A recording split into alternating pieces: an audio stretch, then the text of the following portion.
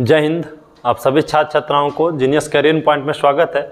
तो भाई आज आपके लिए हम लेकर के आए हैं बिहार बोर्ड मैट्रिक परीक्षा 2022 के जो छात्र छात्राएं तैयारी कर रहे हैं, मैं उनके लिए आज से क्रैश कोर्स स्टार्ट किया हूं। और क्रैश कोर्स में हम लोग सिर्फ VBI ऑब्जेक्टिव क्वेश्चन को कवर करेंगे।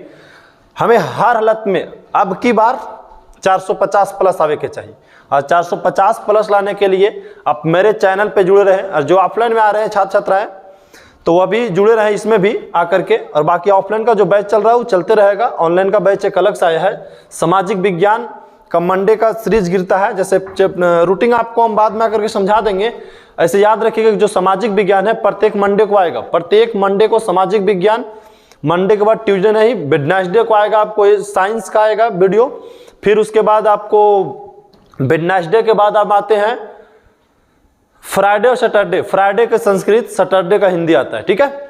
तो जितने सारे बिहार बोर्ड मैट्रिक परीक्षा की तैयारी कर रहे हैं, अगर कहीं आपको कमी लग रहा है तो आप आइए जीनियस करियर पॉइंट के चैनल पर सर्च कीजिए और तैयारी कीजिए। आपको किसी प्रकार के समस्या उत्पन्न नहीं होगा, क्योंकि हमें कोशिश आखिरी शास्त्र करनी चाहिए। या लक्ष्य प्राप्त होगा या अनुभव प्राप्त होगा। आप समझिए कि हमें कोशिश जो है मेरे प्यारे भाई, कोशिश जो है हमारे अंतिम सांस तक करना है। हमें कोशिश हर हालत में अंतिम सांस तक करना है, या तो लक्ष्य प्राप्त होगा या अनुभव प्राप्त होगा। तो इसी के साथ हम लोग क्लास को स्टार्ट करेंगे आज जोश और जुनून के साथ आप क्लास को स्टार्ट करिए।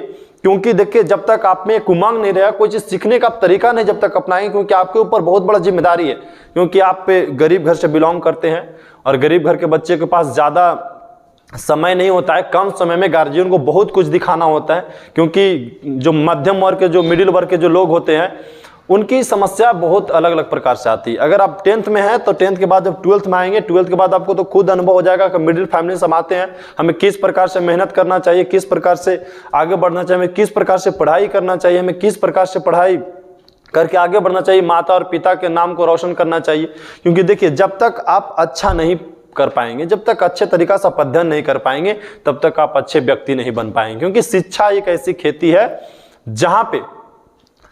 जहां पे हर प्रकार की सुविधा फलती है। शिक्षा एक ऐसी खेती है इस प्रकार की जो खेती करता है उसमें हर प्रकार की सुविधा उपलब्ध है। क्योंकि शिक्षा वह शेरनी के दूध है। शिक्षा वह शेरनी के दूध है जो जितना पिएगा उतना दहाड़ेगा। शिक्षा वह शेरनी के दूध है जो जितना पिएगा उतना दहाड़ेगा। इसी के साथ आप क्लास में जुड़े रहिए। किसी प्रकार के आपको समस्या हो जाएगा, किसी प्रकार के क्वेश्चन में दिक्कत हो जाएगा, क्योंकि हम जो भी प्रश्न लेकर के आते हैं सब VBI प्रश्न लेकर के आते हैं। आपको किसी प्रकार के कोई भी दिक्कत नहीं होगा। तो चलिए हम क्वेश्चन को स्टार्ट करते हैं। इसी के साथ क्वेश्चन नंबर फर्स्ट क्वेश्चन है कि इटली के एकीकरण में मेजिन का क्या योगदान था। यह हिस्ट्री का प्रश्न है और यूरोप के राष्ट्रवाद का ही प्रश्न है कि मेजिन के एकीकरण में, इटली के एकीकरण में मेजिन का क्या योगदान था। तो हम सबसे पहले समझते हैं कि इटली का एकीकरण में मेजिन का क्या योगदान था। तो मेजिन एक उदारवादी राष्ट्रवादी क्रांतिकारी था। मेजिन जो था किस प्रकार के व्यक्ति था, किस टाइप के व्यक्ति थे, तो एक उदारवादी राष्ट्रवादी क्रांतिकारी था।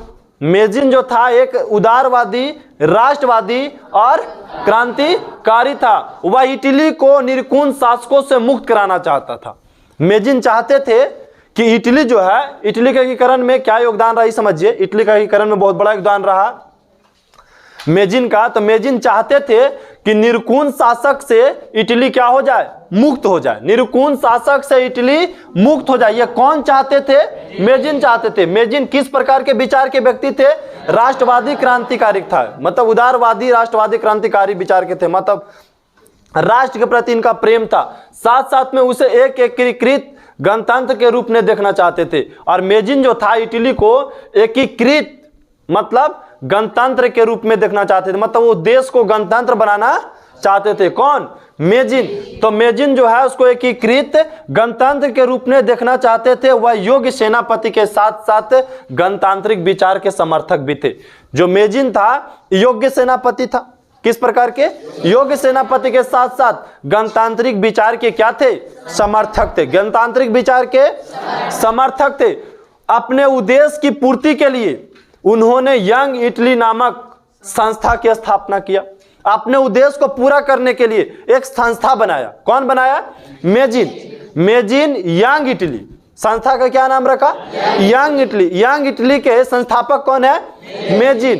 किसके लिए? इटली का एकीकरण करने के लिए। इटली का एकीकरण करने के लिए ये यंग इटली नामक संस्था की स्थापना किया था। ठीक है, यंग इटली नामक संस्था के स्थापना किया था। इसी प्रकार यंग इंडिया का स्थापना किसने किया था? महात्मा गांधी। भारत में भारत को एक करने के लिए, भारत को आजाद करने के लिए महात्मा गांधी यंग इंडिया का स्थापना किए थे। तो पूछता है कि यंग इटली की स्थापना किसने किया? मेजिन। यंग इंडिया की स्थापना किसने किया? महात्मा गांधी। उग्र राष्ट्रवादी विचार के कारण मेजिन को निर्वासित होकर के इंग्लैंड जाना पड़ा। मतलब उग्र राष्ट्रवादी विचार होने के कारण मेजिन को वहां छोड़ करके कहां? इंग्लैंड जाना पड़ा। और वहीं से अपने लेख और रचनाओं के जरिए इटली का एकीकरण का आंदोलन प्रेरित करते रहे। और यहां से चल जाने के बाद भी इंग्लैंड चल गए तो वहां से भी नहीं छोड़े, चाहे कि इटली का एकीकरण करके ही रहना है। तो वहां जाने के बाद भी ये क्या किया? अपने लेख से, अपने विचार से लोगों को राष्ट्रवाद की भावना जगाते रहे कि नहीं, इटली एक होना चाहिए। मेजिन को इटली का एकीकरण को पैगंबर कहा जाता है। जो इटली है उसको, मेजिन को इटली का पैगंबर के नाम से जाना जाता है। मेजिन को इटली के एकीकरण का पैगंबर कहा जाता है। तो ये क्वेश्चन था आपका कि इटली के एकीकरण में मेजिन का क्या योगदान था। तो इटली का एकीकरण में मेजिन का देखिए इतना योगदान था उसका। ठीक है, एक राष्ट्रवादी विचार के थे, योग्य सेनापति थे। योग्य सेनापति के साथ साथ हम ऐसे भी बोल सकते हैं कि देखिए कोई भी हम जब काम करते हैं ना, तो जब मन से करते हैं तो वह सक्सेस जैसा ही भी हो जाता है। ठीक है, सफलता तभी मिलता है। तो मेजिन देखिए यहां से छोड़ना पड़ गया देश, उसके बावजूद भी ये क्या किए कि हम चाहें कि इटली का एकीकरण करके ही रहें, क्योंकि ये क्या थे? योग्य सेनापति, साथ साथ गणतांत्रिक विचार के समर्थक थे। चाहते थे ये इटली को किस रूप में देखना चाहते थे? मेजिन। ऑब्जेक्टिव क्वेश्चन पूछ दिया कि इटली को मेजिन किस रूप में देखना चाहते थे? तो इटली को मेजिन किस रूप में देखना चाहते थे? गणतंत्र के रूप में देखना चाहते थे। तो किस प्रकार के गणतंत्र? एकीकृत गणतंत्र, मतलब एक गणतंत्र देखना चाहते थे। कौन देखना चाहते थे? मेजिन। ठीक है, मेजिन को कहां वापस जाना पड़ गया? निराश होकर के इंग्लैंड जाना पड़ गया। वहां से भी उन्होंने साथ नहीं छोड़ा इटली को एकीकरण करने का। वहां से फिर भी वह लगे रहे। किसके माध्यम से? लेख के माध्यम से, रचना के माध्यम से इटली का एकीकरण करने का प्रयास किए। नेक्स्ट प्रश्न आपका है, रूसी क्रांति के किन्हीं दो कारणों का वर्णन कीजिए। रूसी क्रांति के किन्हीं दो कारणों के वर्णन करना है। तो देखिए रूसी क्रांति के दो कारण निम्नलिखित है। पहला है जार की निर्कुशलता। दूसरा में है मजदूरों की दयनीय स्थिति। मजदूरों की दयनीय, मतलब रूस के क्रांति के किन्हीं दो कारण बताना है कि रूस में क्रांति आया काहे। तो सबसे पहले देखिए आया काहे, तो 1917 ईस्वी से पूर्व रूस में निरंकुश राजशाही व्यवस्था कायम थी। 1917 से पहले रूस में किस प्रकार की व्यवस्था कायम था? निरंकुश जारशाही व्यवस्था कायम था। गणतंत्र अपना विशेषाधिकार छोड़ने के लिए तैयार नहीं था। जो राजतंत्र जो था अपना विशेषाधिकार छोड़ने के लिए तैयार नहीं था। जार निकोलस द्वितीय जिसके शासन काल में क्रांति हुई थी। रूस की क्रांति किसके शासन काल में हुआ? जार निकोलस द्वितीय के शासन काल में हुआ था। राजा के दैवी अधिकारों में विश्वास करता था। राजा जो था वो दैविक अधिकारों में विश्वास करता था। आम लोगों को सुख दुख के कतई चिंता नहीं करता था। देखिए वहां पे क्रांति कब आता है? जब आदमी के किसी को आप परास्त कर देंगे। आप इतना कोई आदमी को दबा दीजिए कि लड़ना एकदम मजबूर हो जाए। इसलिए कहा जाता है किसी भी आदमी को ज्यादा नहीं दबाना चाहिए। तो यहाँ रूस के क्रांति के सबसे बड़ा जो कारण है राजा आ गया, क्योंकि राजा ने वो अपना प्रजा को कभी चिंता नहीं करता था। तो प्रजा भी तबाह हो गया। जब प्रजा बहुत ज्यादा तबाह हो गया तब क्या किया? क्रांति की ओर कदम बढ़ा दिया। तो पहला कारण यह था। लेकिन दूसरा कारण क्या था? वहां पे मजदूरों की दयनीय स्थिति। वहां मजदूरों की स्थिति अत्यंत दयनीय थी। कहां पे? रूस में मजदूरों को जो स्थिति था वो क्या था? एकदम दयनीय था, बहुत ही दयनीय था, एकदम दयनीय, बहुत ही दयनीय। उन्हें काम अधिक करना पड़ता था, ठीक है, उन्हें काम जो था अधिक करना पड़ता था, उनकी मजदूरी काफी कम थी। काम ज्यादा करना पड़ता था और मजदूरी बहुत कम, मतलब काम करा रहा है बहुत देर तक के और मजदूरी उस हिसाब से मिल ही नहीं रहा है। उसके पास कोई राजनीति अधिकार नहीं था, और मजदूर के पास कोई भी राजनीतिक अधिकार नहीं था कि अपने हक के लिए लड़ाई लड़ सके। मजदूर को इतना अत्याचार कर दिया, उसको इतना पीड़ित बना दिया कि वे तत्कालीन व्यवस्था से असंतुष्ट थे। जिस प्रकार के राजतंत्र में व्यवस्था कायम था उससे मजदूर क्या था, असंतुष्ट था। जब बताइए कि मजदूर असंतुष्ट हो जाएगा तो युद्ध होवे करेगा, क्योंकि काम बहुत ज्यादा कर रहे हैं, अब पैसा कम मिल रहा है और हमारा कोई अधिकार नहीं है, हम देश से सरकार से लड़ नहीं सकते, तो हम क्या करेंगे। अब मेरे पास एक ही उपाय बचता है, क्रांति करना। तो दो तरीका बना, दो कारण बना, जिससे क्या हुआ, रूस की क्रांति शुरू हुआ। रूस में क्रांति का दो कारण, एक राजतंत्र व्यवस्था और दूसरा में मजदूरों की दयनीय स्थिति। अब आता है कि जिला परिषद के कार्यों को बताना है। जिला परिषद के कार्यों का वर्णन करें तो देखिए अभी हाल फिलहाल में चुनाव हुआ। अब जिला परिषद क्या होता है आप इसके बारे में जानिए, जिला परिषद का काम क्या होता है इसके बारे में जानिए। ये 5 नंबर का प्रश्न है, ठीक है। जिले के सभी पंचायत समिति के प्रमुख इसके सदस्य होते हैं। जिले के सभी पंचायत समितियों के प्रमुख इसके सदस्य होते हैं। प्रत्येक समावेश होता है केंद्र का और सब केंद्र के अंतर्गत रहता है। अब जानिए, हाँ, जिला परिषद का एक अध्यक्ष एवं उपाध्यक्ष होता है। जिला परिषद का एगो अध्यक्ष होता है और एगो क्या होता है, उपाध्यक्ष होता है। उनका निर्वाचन जिला परिषद के सदस्य अपने सदस्यों के बीच से पंचायती राज व्यवस्था के बीच का संबंध संघीय व्यवस्था पर आधारित करता है। मतलब इस टाइप से बोलिए कि जिला परिषद का जो निर्वाचन होता है वो किसके हिसाब से होता है, पंचायती राज स्तर पर, पंचायती राज स्तर पर। जैसे जिला परिषद का जो निर्वाचन की जगह, जैसे जिला परिषद किसी को हमको बनाना है तो किस अवस्था पे बनेगा, पंचायती राज व्यवस्था पर, पंचायती राज व्यवस्था पर बनेगा। इसे शक्तिशाली बनाने के लिए पंचायती राज कार्य करते हैं। मतलब इसको हम और शक्तिशाली बनाने के लिए किस पे कार्य करते हैं हम लोग, पंचायती राज पे कार्य करते हैं। संस्थाओं का विघटन की स्थिति में 6 माह के अंदर चुनाव करना पड़ता है। अगर मान लिया जाए कि किसी प्रकार के कुछ दुर्घटना हो गया तो 6 महीना के अंदर फिर से जिला परिषद का चुनाव कराना होता है। 6 महीना के अंदर दूसरा बार तुरंत चुनाव, उसको उपचुनाव बोलते हैं। बिहार में पंचायती राज अधिनियम 2005 द्वारा, बिहार में पंचायती राज अधिनियम 2005 द्वारा महिलाओं के लिए संपूर्ण सीटों की आधा सीट अर्थात 50% आरक्षण की व्यवस्था की गई। बिहार में पंचायती राज स्तर पर महिला को कितना आरक्षण की व्यवस्था है, 50%।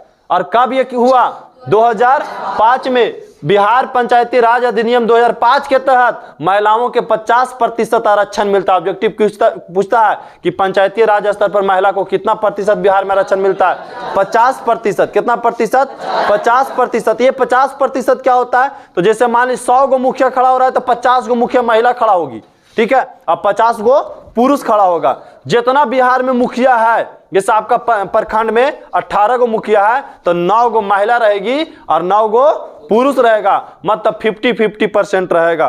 तो वही 50% क्या महिला का आरक्षण की सुविधा यहाँ पे है। इसके अलावा अनुसूचित जाति, जनजाति, अत्यंत पिछड़े वर्ग के लोगों के लिए आरक्षण की व्यवस्था है। और यहाँ पे खाली महिलाओं के आरक्षण की व्यवस्था नहीं है, यहाँ पे SC ST सबके आरक्षण की व्यवस्था यहाँ भी किया गया है। जैसे मान लीजिए आम चुनाव लड़ते हैं तो कहीं जनरल सीट हो जाएगा तो 10 साल जनरल चलेगा, तो 10 साल SC चलेगा, 10 साल ST चलेगा, ऐसे ऐसे कर करके चलते रहता है। मतलब सीट बदलते रहती है, ये नहीं कि जनरल वाला ही बनते रह जाएंगे, या अनुसूचित जाति वाला नहीं बनेगा, अत्यंत पिछड़ा जाति वाला नहीं बनेंगे। मतलब सबको मौका दिया जाए इस प्रकार, किसके तहत, 2005 के अधिनियम के तहत।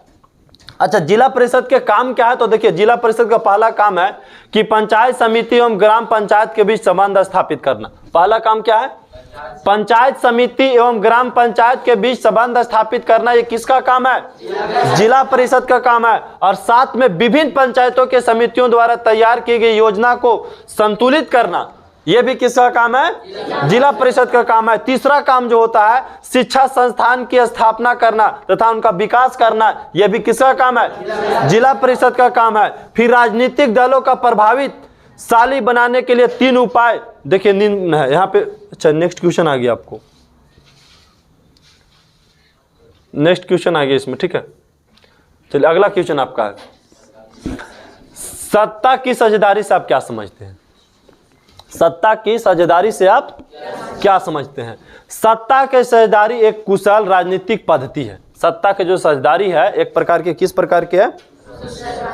कुशल राजनीतिक पद्धति है, जिसके द्वारा समाज के सभी वर्गों को देश की शासन प्रक्रिया में भागीदारी बनाया जाता है। देखिए, सत्ता की साझेदारी का मतलब क्या होता है कि यहाँ पे अलग अलग धर्म के लोग हैं, अलग अलग जाति के लोग हैं, तो सबको मिला करके चलना, सबके साझेदारी करके चलना, उसी क्या बोलते हैं? सत्ता की साझेदारी। हम इसलिए सत्ता को साझेदारी करते हैं, सभी वर्ग को हम साथ लेके इसलिए चलते हैं ताकि किसी भी वर्ग को ये नहीं महसूस हो सके कि हमें अवहेलना हो रही है, हमें नीच किया जा रहा है, हमें देश से छाटा जा रहा है। ऐसा किसी भी वर्ग को, किसी भी जाति को, किसी भी धर्म को नहीं लगे। इसलिए हम क्या करते हैं? सत्ता के साझेदारी करते हैं। और सत्ता के जब हम साझेदारी कर देंगे तो जिससे क्या होगा? गृह युद्ध की समस्या पहले खत्म हो जाएगा। क्योंकि हम सत्ता की जब साझेदारी करते हैं तो क्या होता है? जो गृह युद्ध होता है, अपने देश के अंदर जो लड़ाई होता है, वो क्या होती है? समाप्त हो जाती है। साथ साथ में ये भी होगा कि दो दलों के बीच टकराव कम हो जाएगा, दो दलों के बीच टकराव कम हो जाएगा। और साथ साथ में और क्या हो सकता है? दो धर्मों के बीच टकराव कम हो जाएगा, दो जातियों के बीच टकराव कम हो जाएगा। ये सब कब संभव है? जब आप सत्ता के साझेदारी करेंगे। या सत्ता की साझेदारी नहीं करेंगे तो ये सब संभव नहीं है। धर्मनिरपेक्ष राष्ट्र हम किसे कहते हैं? तो देखिए, भारत एक धर्मनिरपेक्ष राष्ट्र है। भारत एक धर्मनिरपेक्ष राष्ट्र है जिसमें किसी धर्मों की मान्यता नहीं दी जाती है, जिसमें किसी भी धर्मों की मान्यता नहीं दी जाती, उसे क्या कहते हैं? धर्मनिरपेक्ष राष्ट्र कहते हैं। जैसे भारत किसी भी धर्म की मान्यता नहीं देती है, तो जो देश धर्म की मान्यता नहीं देता है, सभी धर्मों के एक सामान्य दृष्टि से देखता है, वैसे देश को क्या कहते हैं? हम धर्मनिरपेक्ष राज्य कहते हैं, धर्मनिरपेक्ष राष्ट्र भी कह सकते हैं। बिहार के पिछड़ेपन को दूर करने का उपाय बताना है। जो हमारा आज बिहार पीछे है उसको क्या करना है? दूर करने के उपाय बताना है। तो सबसे पहला उपाय है जनसंख्या के नियंत्रण कर देना है। हम सबसे पहला उपाय क्या करेंगे? जनसंख्या को नियंत्रण कर देंगे तो बिहार ऑटोमेटिक आगे हो जाएगा। दूसरा में है शिक्षा का प्रसार करेंगे। हम शिक्षा को क्या करेंगे? प्रसार करेंगे, बिहार ऑटोमेटिक पिछड़े से आगे बढ़ जाएगा। फिर बाढ़ पर नियंत्रण कर लेना है। हमेशा जो बाढ़ आती है उस पर किसी न किसी प्रकार हमको क्या करना होगा? नियंत्रण करना होगा, तभी बिहार जो है आगे बढ़ पाएगा। फिर उद्योगों का विकास करना होगा। यहाँ तो कंपनी भी को नहीं खुलल है, तो जगह जगह पे उद्योग लगाना होगा, जिससे लोगों को ज्यादा रोजगार मिलेंगे, तो गरीबताई भी दूर हो जाएगी। और जो बिहार आज पीछे है वो बिहार भी बहुत आगे निकल जाएगा। फिर जलोढ़ मिट्टी से आप क्या समझते हैं? इसके मृदा कौन कौन सी फसलें उगाई जा सकती है? तो जलोढ़ मिट्टी से क्या हम समझते हैं? जलोढ़ मिट्टी हम किसे कहते हैं? तो वैसे मिट्टी जिसका निर्माण नदियों द्वारा लाए गए तलछट से होता है। वैसे मिट्टी जिसका निर्माण नदियों द्वारा लाए गए तलछट से होता है। बताइए कि जलोढ़ मिट्टी का निर्माण कैसे होता है? नदी के जो तलछट आते हैं उसी से क्या होता है? जलोढ़ मिट्टी का निर्माण होता है। उसको हम जलोढ़ मिट्टी भी कहते हैं। इस मिट्टी में पोटास और चूने की अधिकता होती है। जलोढ़ मिट्टी में आपको ज्यादा क्या मिलेंगे? पोटास और चूने, पोटास और चूने ज्यादा मिलेंगे, तथा नाइट्रोजन एवं ह्यूमस की कमी होती है। नाइट्रोजन और ह्यूमस की किसमें? जलोढ़ मिट्टी में किसकी कमी होती है? नाइट्रोजन और ह्यूमस की कमी होती है। यह मिट्टी में धान कर सकते हैं, गेहूं कर सकते हैं, गन्ना कर सकते हैं, दलहन, ये सब काफी उपयोगी है। मतलब इसे हम जलोढ़ मिट्टी में क्या क्या उपजा सकते हैं? फसल, धान, गेहूं, गन्ना, दलहन। इसके साथ साथ मिट्टी में आप आलू भी कर सकते हैं, विभिन्न प्रकार के सब्जियां भी उत्पादन कर सकते हैं, क्योंकि सबसे उपजाऊ मिट्टी भी होता है जलोढ़ मिट्टी। पृथ्वी को नीला ग्रह की संज्ञा क्यों दी गई? तो पृथ्वी के 71% जो भाग है वो पानियों से ढका हुआ है। ठीक है, पृथ्वी का 71% भाग जो है वो किस चीज से? पानियों से ढका हुआ है। इसलिए पृथ्वी जो है ऊपर से अंतरिक्ष से देखने पर हल्का क्या नीला प्रतीत होता है। मतलब हम ऊपर से थोड़ा सा देखते हैं तो पृथ्वी कैसा नीला, मैप में भी कैसा दिखाई देता है? पृथ्वी नीला दिखाई देता है, इसलिए इसको क्या बोलते हैं? नीला ग्रह कहते हैं। जल प्रदूषण के रोकने का उपाय बताना है। तो देखिए, जल प्रदूषण जो होता है उसको रोकने का पहला उपाय है कि कल कारखाना से निकलने वाले पानी को नदी में बहने से रोक लगा दीजिए। अगर मान लीजिए कि जल प्रदूषण को आपको रोकना है तो जो कल कारखाना से जो नदी पानी है और लोग लाके क्या करते हैं नदी में छोड़ देते हैं, तो उसको नदी में नहीं छोड़ने देना। लोग को मना करना है कल कारखाना वाला कि आप नदी में पानी नहीं छोड़िए, आप गड्ढा बनाइए और खुद वहीं पे उसका पानी का रिजर्व कीजिए, तो नदी में नहीं छोड़ना है, जिससे हम जल प्रदूषण को रोक सकते हैं। जल प्रदूषण को हम रोक सकते हैं। तो पहला क्या है कि बड़े बड़े नगरों के कूड़ा करकट मल आदि निकट में बहने वाली नदी तालाब झील अन्य जलाशय में गिराया जाए, ना गिराया जाए, तब क्या होगा जल प्रदूषण को हम रोक सकते हैं। जैसे बोल रहा है कि आपको जल जो प्रदूषित हो जाता है उसको रोकने का उपाय बताइए, तो कैसे रोक सकते हैं। जैसे क्या होता है बड़े बड़े शहर में देखते हैं कि बहुत सारे कचरा निकलता है, तो लोग ला करके नदी के किनारे बिक देते हैं, और नदी में जब चल जाता है तो नदी का पानी क्या होते चला जाता है, प्रदूषित होते चला जाता है। तो इसको पहले रोक लगाना कि कल कारखाना से निकलने वाले पानी, नगर से कूड़ा करकट जो आता है उसको हम क्या करें नदी में नहीं डालें, तालाब में नहीं डालें, किसी जलाशय में नहीं डालें, तब हम जल प्रदूषण को रोक सकते हैं। दूसरा उपाय क्या कर सकते हैं आप कि जो तालाब में कीटनाशक दवाई छिड़क जाता है उस पर रोक लगाना है कि आप कीटनाशक दवा जो है तालाब में नहीं छिड़के, जिससे क्या होगा बहुत सारे मछली उछली भी मर जाएगा। अणु परीक्षण, परमाणु बम विस्फोटक रासायनिक अस्त्रों का प्रयोग पर प्रतिबंध लगना चाहिए, क्योंकि इसके कारण जल भी प्रदूषित होते हैं। जैसे परमाणु परीक्षण के कारण भी, परमाणु बम विस्फोटक के कारण भी, रासायनिक अस्त्रों का प्रयोग से क्या हो रहा है जल प्रदूषित हो जा रहा है। ये सभी चीजों पे क्या होना चाहिए रोक लगना चाहिए, क्योंकि जल प्रदूषण से सर्वाधिक बीमारियां फैलती है। अगर पूछे कि कौन प्रदूषण से सर्वाधिक बीमारियां फैलेगी, जल प्रदूषण से सर्वाधिक बीमारियां फैलती है। भूकंप क्या होता है, यह भूकंप हम किसे कहते हैं, भूकंप से बचाव के किन्हीं दो उपाय के उल्लेख कीजिए।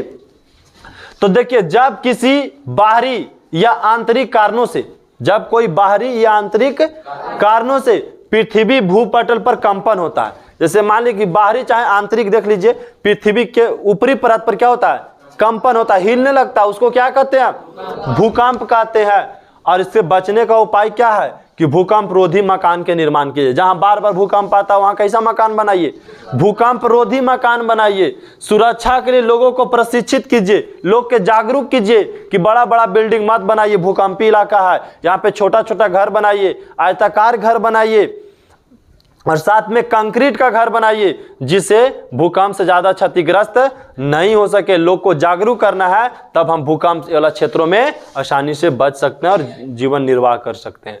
फिर नेक्स्ट प्रश्न आपका 11 में है कि आग जो है आपदा के समय कौन कौन सी उपाय करना चाहिए। जब आग लग जाए, इस प्रकार के आपको आपदा आ जाए, तो आपको क्या क्या करना चाहिए। आग लगने की स्थिति में सबसे पहले आग में फंसे हुए लोगों को तुरंत क्या करना चाहिए बाहर निकालना चाहिए, और तुरंत घायल को तत्काल ये प्राथमिक उपचार दे करके उसको क्या करना चाहिए अस्पताल पहुंचाना चाहिए। जो आग में फंसे हुए लोग थे, जैसे मान लीजिए कि हाथ जल गया, किसी के पैर जल गया, चाहे कुछ भी हो गया, अगर आपके पास ट्रीटमेंट है तो तुरंत उसको कीजिए, और नहीं हो रहा है तो तुरंत उसको कहां पहुंचाइए अस्पताल, प्राथमिक अस्पताल पहुंचाइए। प्राथमिक उपचार में ठंडा पानी डालना चाहिए। अगर मान लीजिए किसी का हाथ जल गया तो तुरंत उस पर कैसा पानी डालना चाहिए ठंडा पानी डालना चाहिए। बर्फ से सहलाना चाहिए, बर्नैल आदि का उपयोग करना चाहिए, आग के फैलाव को रोकना चाहिए। बालू मिट्टी तालाब के जल का उपयोग करना चाहिए। देखिए बालू हो तो बालू डालिए आग में, मिट्टी है तो मिट्टी डालिए, तालाब का पानी तो तालाब का पानी डालिए। यदि बिजली से आग लगी तो सबसे पहले बिजली के तार के काट दीजिए। अगर मान लीजिए कि आग जो लगा हुआ जो आपदा है वो बिजली की वजह से आया है, तो तुरंत बिजली के तार को क्या कीजिए काट दीजिए, जिससे हम आग पे नियंत्रण पा सकते हैं। बाढ़ कैसी आती है स्पष्ट करना है आपको कि बाढ़ जो है किस प्रकार से आती है। तो देखिए बाढ़ किस प्रकार से आती है। अधिक वर्षा होने के कारण नदी में जल का जमाव जो होता है वो क्या हो जाता है, साथ या अवसादों से जमा होने के फलस्वरूप नदी के तल की गहराई में कमी आ जाती है। जैसे मान लिया जाए अधिक वर्षा होगा, बहुत ज्यादा वर्षा हो गया, देखिए बाढ़ कब आता है, बहुत वर्षा हो गया मतलब क्षमता से ज्यादा वर्षा हो रहा है, और वर्षा ज्यादा हो रहा है और नदी में जो जल का जमा होता है उससे आता है बाढ़। मान लीजिए अधिक वर्षा हो गया और नदी में पानी ज्यादा जम गया, और वहां पे क्या हुआ कि पहले से मिट्टी उट्टी कट कर नदी थोड़ा सा भर गया है, तो और ज्यादा बाढ़ का संभावना बढ़ जाता है।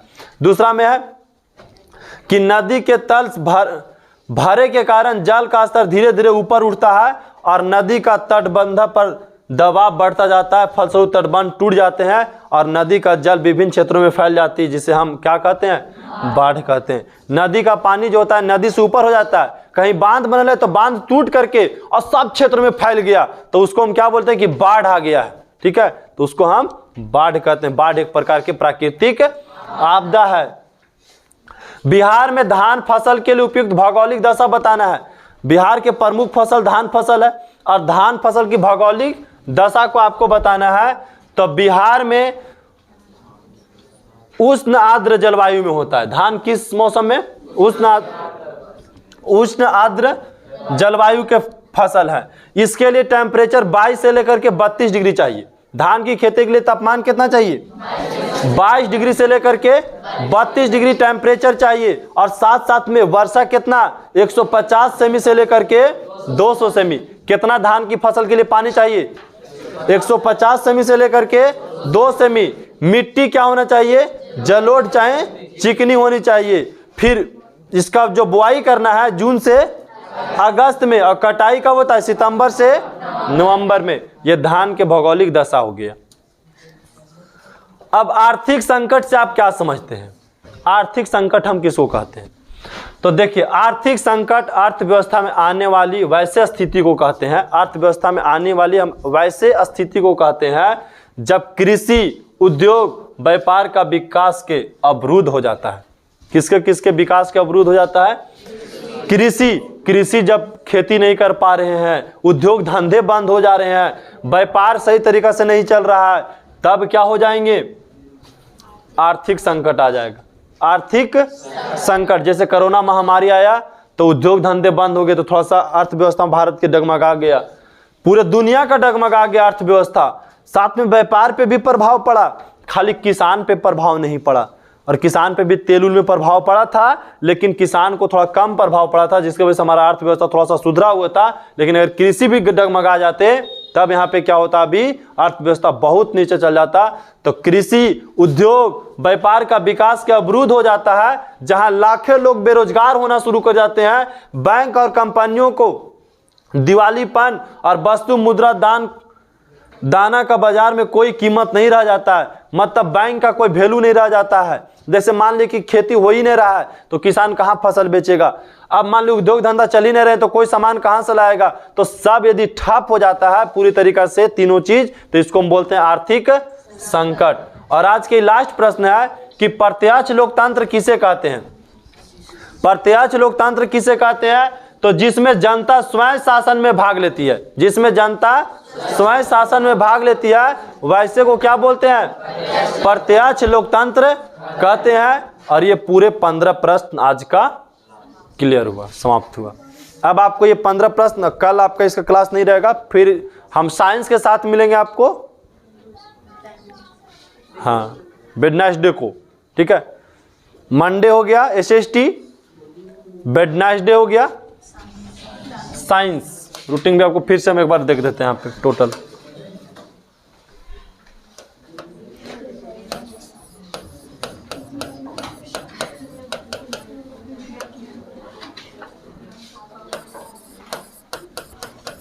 मंडे को सामाजिक विज्ञान आते हैं। मंडे को नहीं, ट्यूसडे को नहीं आपका क्लास इसका है, ट्यूसडे का क्लास नहीं है। फिर वेडनेसडे को आपको विज्ञान है, ठीक है। वेडनेसडे के बाद फिर थर्सडे आपका नहीं है इसका क्लास, क्लॉज है, थर्सडे क्लॉज है, ये भी क्लॉज है। उसके बाद फ्राइडे के आपको संस्कृत है और सैटरडे को आपको हिंदी है, ठीक है। इसमें 10 प्रश्न आएंगे, इसमें भी 10 प्रश्न, इसमें 15 प्रश्न और इसमें 15 प्रश्न, जिसमें सभी देखिए SST में जो आते हैं 5 चैप्टर, जो 5 बुक है, 5 बुक में से सभी से 3-3 प्रश्न आते हैं, ठीक है। विज्ञान में 3 बुक है तो जिससे सभी से 5-5 प्रश्न आएगा। और यहाँ पे हम बात करते हैं हिंदी का जो है से 2 बुक है, तो हिंदी का 2 बुक है तो दोनों से 5-5 प्रश्न आएंगे। संस्कृत का 1 बुक है तो इससे 10 प्रश्न आएंगे, ठीक है, इस टाइप से।